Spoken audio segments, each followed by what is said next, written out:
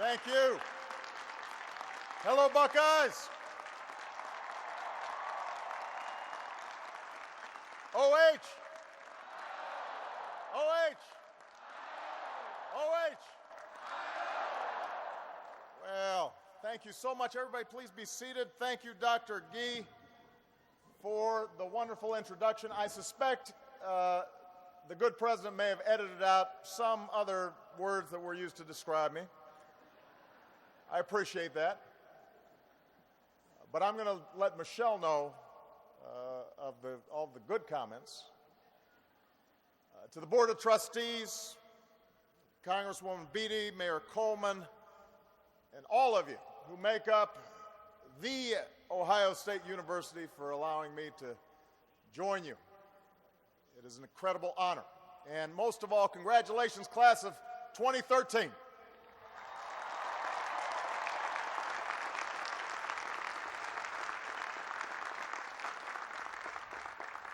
And of course, congratulations to all the parents, and family, and friends, and faculty here in the Horseshoe. This is your day as well.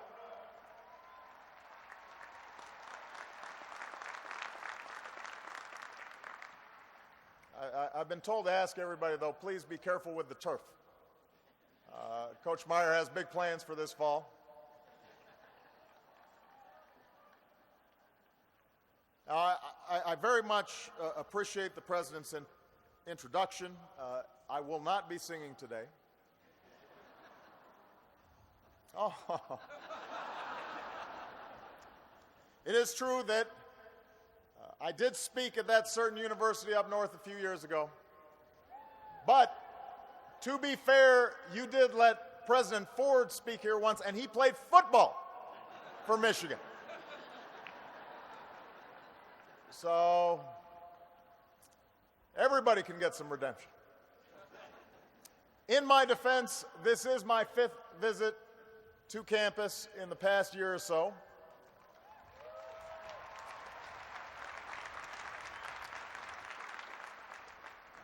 One time I stopped at Sloppy's to grab some lunch. Many of you, Sloopy's, I know. It's Sunday and I'm coming off a foreign trip. Anyway, so I'm at Sloopy's and many of you were still eating breakfast at 11:30 on a Tuesday. So to the class of 2013, I will offer my first piece of advice. Enjoy it while you can. Soon you will not get to wake up and have breakfast at 11:30 on Tuesday. And once you have children, it gets even earlier. But, class of 2013, your path to this moment has wound you through years of breathtaking change. You were born as freedom forced its way through a wall in Berlin, tore down an iron curtain across Europe. You were educated in an era of instant information that put the world's accumulated knowledge at your fingertips. And you came of age as terror touched our shores, and a historic recession spread across the nation, and a new generation signed up to go to war. So you've been tested, and you've been tempered by events that your parents and I never imagined we'd see when we sat where you sit. And yet, despite all this, or perhaps because of it, yours has become a generation possessed with that most American of ideas, that people who love their country can change it for the better. For all the turmoil, for all the times you've been let down or frustrated at the hands that you've been dealt, what I have seen, what we have witnessed from your generation,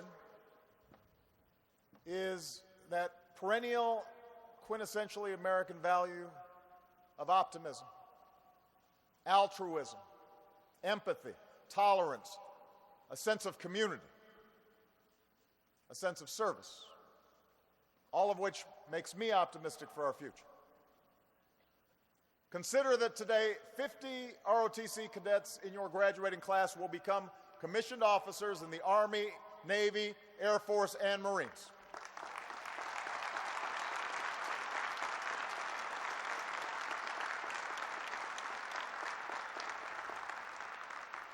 A 130 of your fellow graduates have already served, some in combat, some on multiple deployments.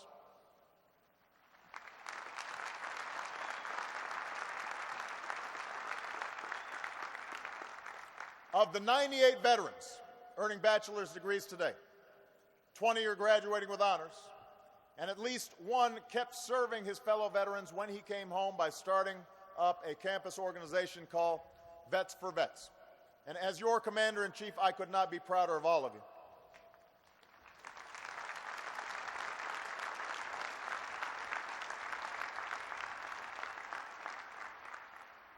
Consider that graduates of this university serve their country through the Peace Corps and educate our children through established programs like Teach for America, startups like Blue Engine, often earning little pay for making the biggest impact.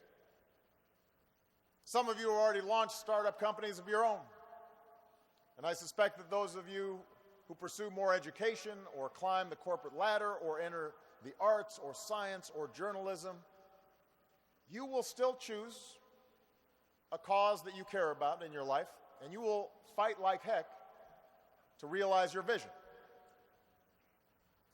And there's a word for this. It's citizenship. Now, we don't always talk about this idea much these days, citizenship, let alone celebrate it.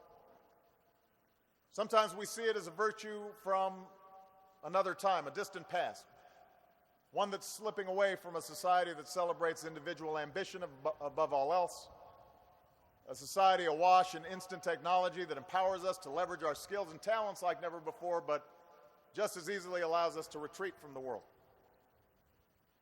And the result is that we sometimes forget the larger bonds we share as one American family. But it's still out there, all the time, every day, especially when we need it most.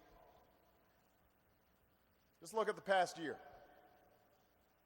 When a hurricane struck our mightiest city and a factory exploded in a small town in Texas, we saw citizenship. When bombs went off in Boston and when a malevolent spree of gunfire visited a movie theater, a temple, an Ohio high school, a first-grade classroom in Connecticut, we saw citizenship. In the aftermath of darkest tragedy, we have seen the American spirit at its brightest. And we've seen the petty divisions of color and class and creed replaced by a united urge to help each other. We've seen courage and compassion, a sense of civic duty, and a recognition we are not a collection of strangers. We are bound to one another by a set of ideals and laws and commitments and a deep devotion to this country that we love. And that's what citizenship is. It's at the heart of our founding, that as Americans we are blessed with God-given talents and inalienable rights, but with those rights come responsibilities to ourselves and to one another and to future generations.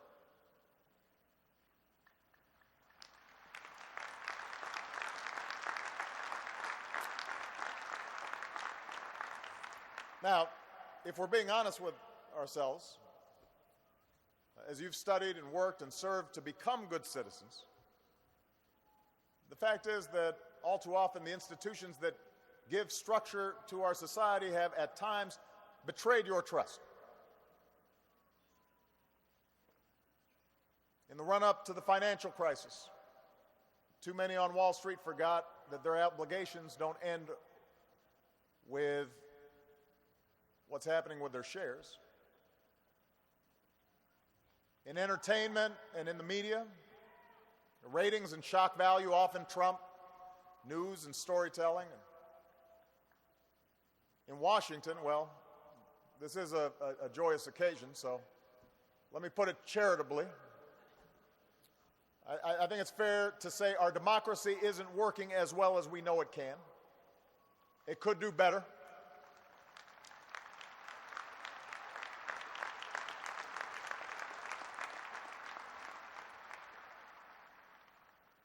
And so those of us fortunate enough to serve in these institutions owe it to you to do better every single day. And I've been thinking a lot lately about how we can keep this idea of citizenship in its fullest sense alive at the national level, not just on Election Day, not just in times of tragedy, but all the days in between.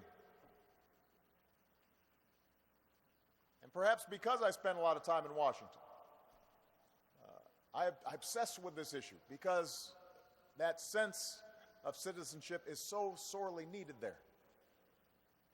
And I think of what your generation's traits, compassion and energy and a sense of selflessness, might mean for a democracy that must adapt more quickly to keep up with the speed of technological and demographic and wrenching economic change. I think about how we might perpetuate this notion of citizenship in a way that another politician from my home state of Illinois, Adlai Stevenson, once described patriotism. Not as short, frenzied outbursts of emotion, but the tranquil and steady dedication of a lifetime. That's what patriotism is. That's what citizenship is.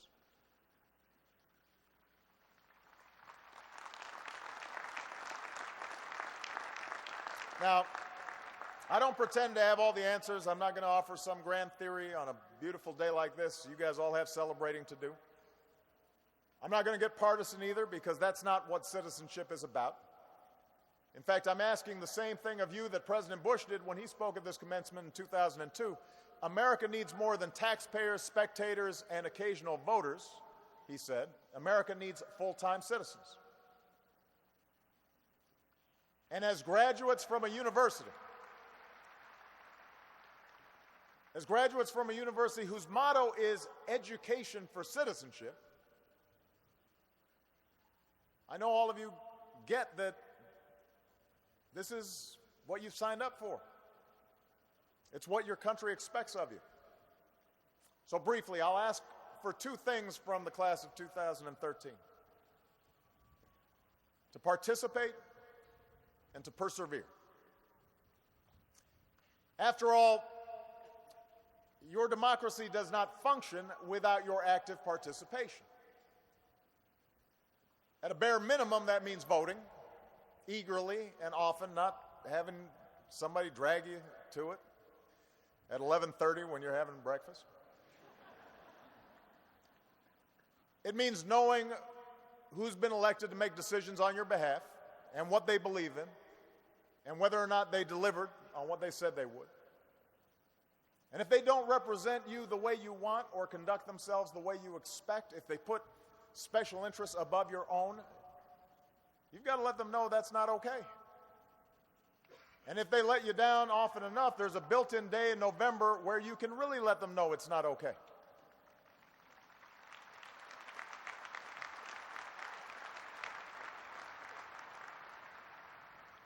But participation, your civic duty, is more than just voting.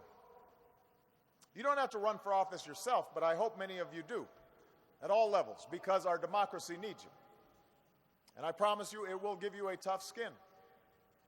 I know a little bit about this. President Wilson once said, if you want to make enemies, try to change something. And that's precisely what the founders left us, the power, each of us, to adapt to changing times. They left us the keys to a system of self-government,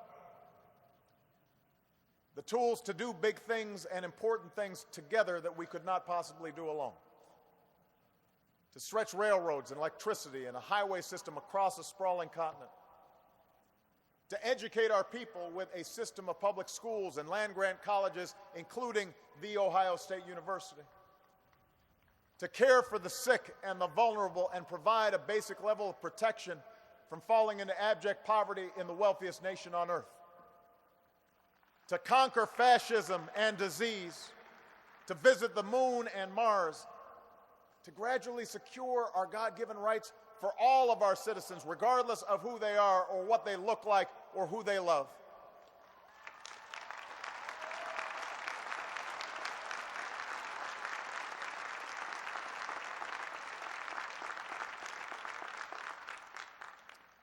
We, the people, chose to do these things together because we know this country cannot accomplish great things if we pursue nothing greater than our own individual ambition.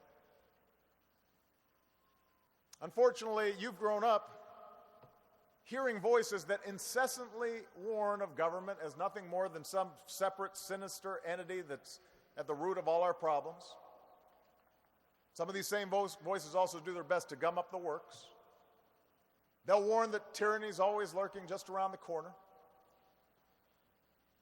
You should reject these voices, because what they suggest is that our brave and creative and unique experiment in self-rule is somehow just a sham with which we can't be trusted. We have never been a people who place all of our faith in government to solve our problems. We shouldn't want to. But we don't think the government is the source of all our problems either, because we understand that this democracy is ours. And as citizens, we understand that it's not about what America can do for us, it's about what can be done by us together through the hard and frustrating but absolutely necessary work of self-government. And class of 2013, you have to be involved in that process.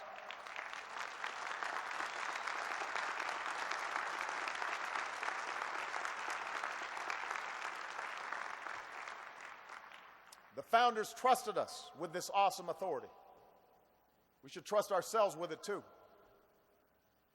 Because when we don't, when we turn away and get discouraged and cynical and abdicate that authority, we grant our silent consent to someone who will gladly claim it. And that's how we end up with lobbyists who set the agenda and policies detached from what middle-class families face every day. The well-connected who publicly demand that Washington stay out of their business and then whisper in government's ear for special treatment that you don't get. That's how a small minority of lawmakers get cover to defeat something the vast majority of their constituents want. That's how our political system gets consumed by small things, when we are a people called to do great things, like rebuild a middle class and reverse the rise of inequality and repair the deteriorating climate that threatens everything we plan to leave for our kids and our grandkids. Class of 2013, only you can ultimately break that cycle. Only you can make sure the democracy you inherit is as good as we know it can be. But it requires your dedicated and informed and engaged citizenship. And that citizenship is a harder, higher road to take, but it leads to a better place. It's how we built this country, together. It's the question that President Kennedy posed to the nation at his inauguration. It's the dream that Dr. King evoked. It does not promise easy success or immediate progress, but it has led to success. And it has led to progress. And it has to continue with you. Which brings me to the second thing I ask of all of you. I ask that you persevere. Whether you start a business or run for office or devote yourself to alleviating poverty or hunger, please remember that nothing worth doing happens overnight. A British inventor named Dyson went through more than 5,000 prototypes before getting that first really fancy vacuum cleaner just right. We remember Michael Jordan's 6 championships. We don't remember his nearly 15,000 missed shots. As for me, I lost my first race for Congress, and look at me now. I'm an honorary graduate of The Ohio State University.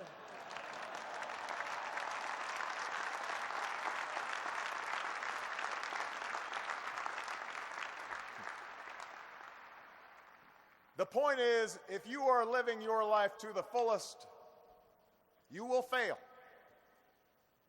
You will stumble. You will screw up. You will fall down. But it will make you stronger. and you'll get it right the next time, or the time after that, or the time after that. And that is not only true for your personal pursuits, but it's also true for the broader causes that you believe in as well. So you can't give up your passion if things don't work right away. You can't lose heart or grow cynical if there are twists and turns on your journey. The cynics may be the loudest voices, but I promise you, they will accomplish the least. It's those folks who stay at it, those who do the long, hard, committed work of change that gradually push this country in the right direction and make the most lasting difference. So whenever you feel that creeping cynicism, whenever you hear those voices saying you can't do it, you can't make a difference, whenever somebody tells you to set your sights lower, the trajectory of this great nation should give you hope. What generations have done before you should give you hope, because it was young people just like you who marched and mobilized and stood up and sat in to secure women's rights and voting rights and workers' rights and gay rights, often at incredible odds, often at great danger, often over the course of years, sometimes over the tranquil and steady dedication of a lifetime, and they never got acknowledged for it, but they made a difference.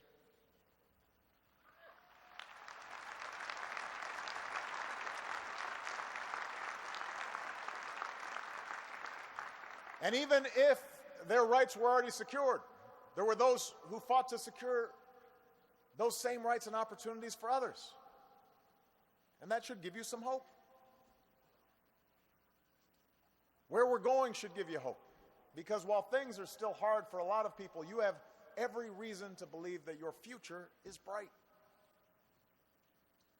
You're graduating into an economy and a job market that is steadily healing.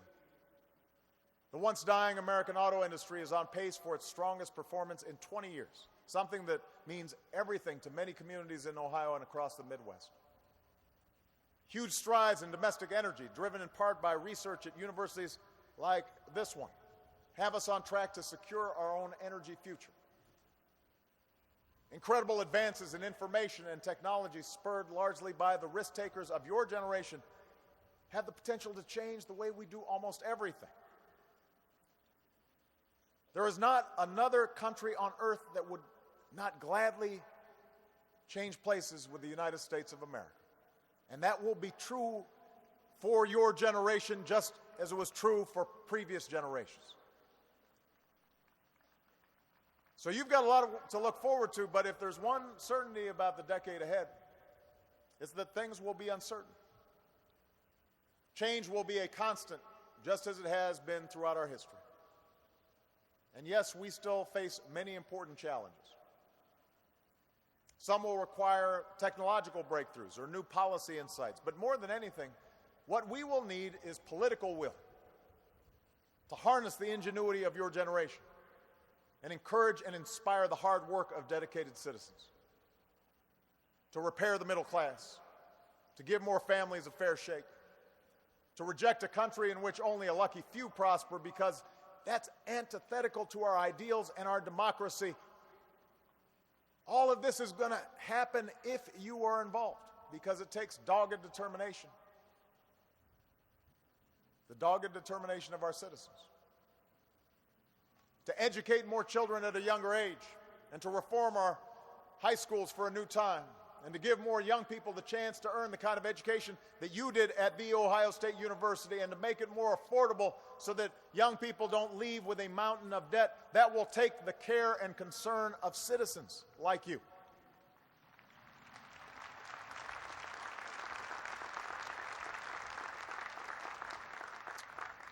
To build better roads and airports and faster internet, and to advance the kinds of basic research and technology that's always kept America ahead of everybody else. That will take the grit and fortitude of citizens.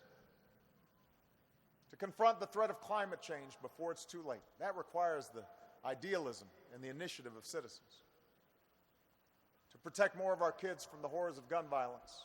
That requires the unwavering passion, the untiring resolve of citizens. It will require you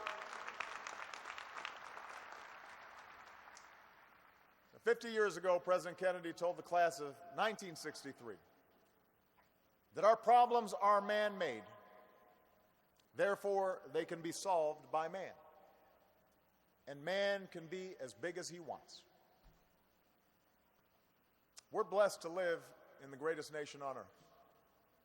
But we can always be greater. We can always aspire to something more. It doesn't depend on who you elect to office. It depends on you as citizens, how big you want us to be, how badly you want to see these changes for the better. And look at all that America's already accomplished. Look how big we've been. I dare you, class of 2013, to do better. I dare you to dream bigger. And from what I've seen of your generation, I'm confident that you will.